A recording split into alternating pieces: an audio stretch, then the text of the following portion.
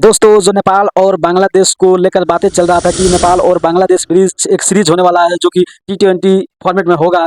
सबने सुना था, सबने न्यूज़ चलाया था, हमने भी न्यूज़ चलाया था क्योंकि ये बांग्लादेश के ही बोर्ड का ओर से न्यूज़ आया था। जब तक कहते हैं ना कि जब तक आग ना लगता है तब तक धुआं नहीं निकलता है, उसी तरह बांग्लादेश की ओर से न्यूज़ आया था जो कि चल रहा था कि नेपाल और बांग्लादेश बीच एक सीरीज होगा और उसमें नीदरलैंड भी होगा।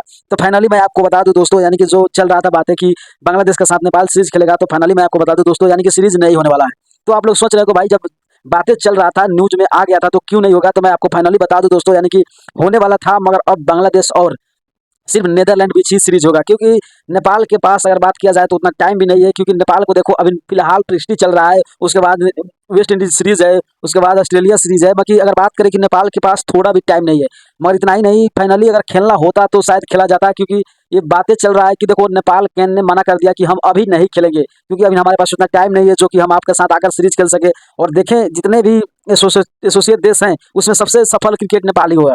तो भाई नेपाल को ऐसे सब देश सोच रहा है कि हमारे साथ सीरीज होगा, हमारे साथ खेलेगा। तो फाइनली मैं आपको बता दूं दोस्तों, यानी कि नेपाल और बांग्लादेश जो सीरीज था वो सीरीज अब नहीं होगा, नीदरलैंड और बांग्लादेश बीच ही होगा, क्योंकि नेपाल के पास अभी टाइम नहीं है, नहीं बांग्लादेश के जो कैन से आज अपडेट आया है उससे ही लगा कि भाई नहीं होगा। तो आप लोग क्या सोचते हैं, इस मैच से होता तो क्या होता, नहीं हुआ तो क्या घाटा हुआ? अपना राय जरूर कमेंट कीजिएगा। अगर नहीं हो तो चैनल को सब्सक्राइब करके पेज जरूर फॉलो कीजिएगा।